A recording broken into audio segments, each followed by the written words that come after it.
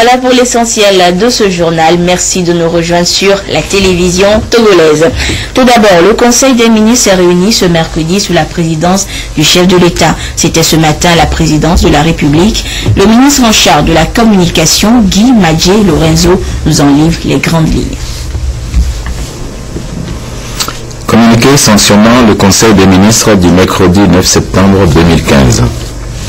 Le Conseil des ministres s'est tenu ce jour, mercredi 9 septembre 2015, à la présidence de la République, sous la conduite de son Excellence Faure Esozimna Gnassingbé, président de la République. Au cours de ces travaux, le Conseil a examiné en première lecture un projet de loi, adopté un projet de loi et un décret et écouté deux communications. L'avant-projet de loi examiné en première lecture par le Conseil est relatif à la protection et à la mise en valeur du littoral. Le second projet de loi adopté par le Conseil modifie l'article 10 de la loi numéro 2012-016 du 14 décembre 2012 portant création de l'Office togolais des recettes OTR.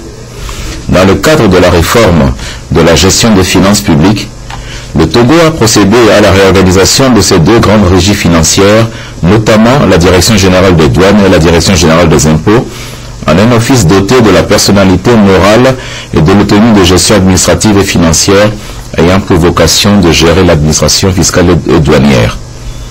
Cette mission très importante exige que le fonctionnement de l'OTR soit dynamique et basé sur une bonne gouvernance qui allie les impératifs de gestion axés sur les résultats.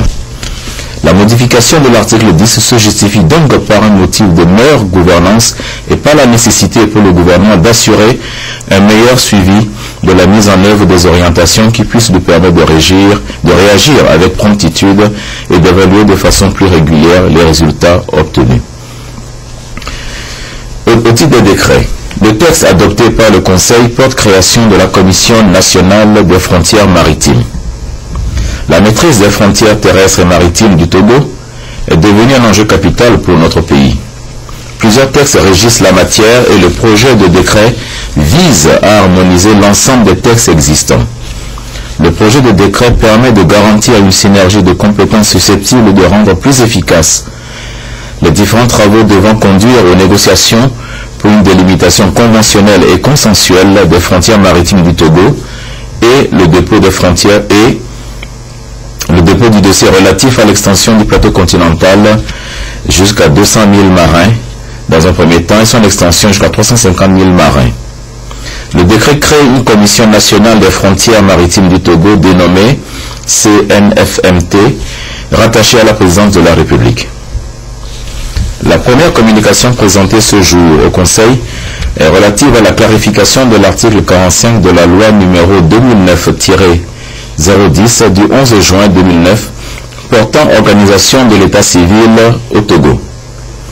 En effet, la loi a été adoptée en vue de mettre en phase l'organisation et le fonctionnement de l'état civil avec l'évolution de l'organisation territoriale marquée par la volonté du gouvernement de promouvoir la décentralisation. Conformément aux dispositions de l'article 5 de la dite loi, au plan national, la déclaration des faits d'état civil sont reçus par les maires ou les délégataires que sont les adjoints au maire, les secrétaires généraux et secrétaires de mairie et de façon exceptionnelle les conseillers municipaux. Une difficulté est née de l'interprétation de l'article 45 de la loi visée lorsqu'il n'y a pas de commune. Le Conseil a instruit le ministre à préparer un avant-projet de loi permettant de répondre aux préoccupations soulevées par la dite communication. La seconde communication porte sur l'exercice des cultes au Togo.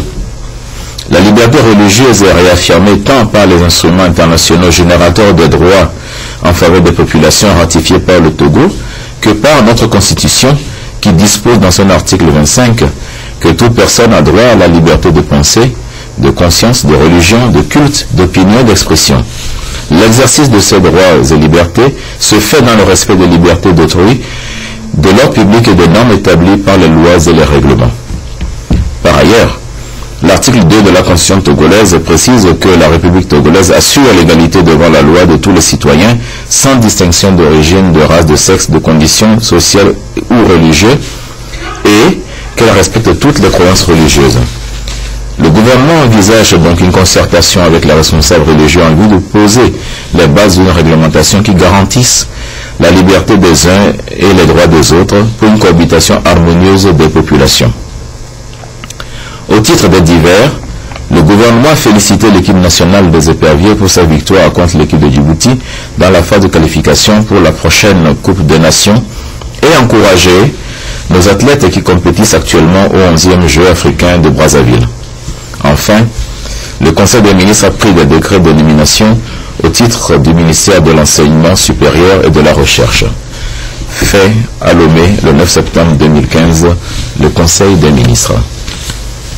Et je vous donne lecture de ces décrets pris en Conseil des ministres. Décret portant nomination. Le président de la République décrète.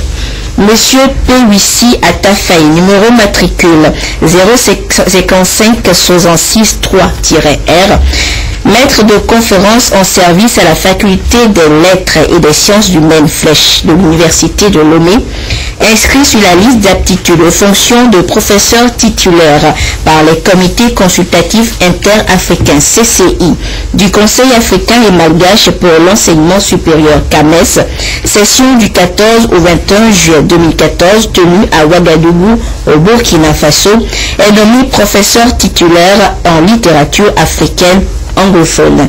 Signé Fort et Sazimna Nyazimbe, président de la République. Le président de la République décrète.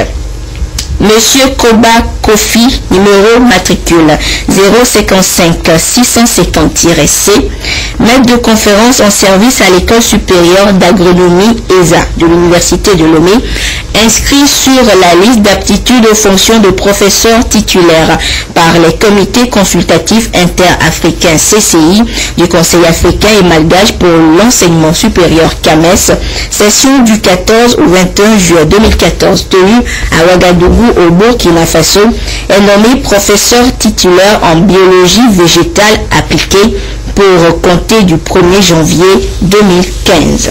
Signé Fort et Sazimna Nyazimbe, président de la République. Le président de la République décrète.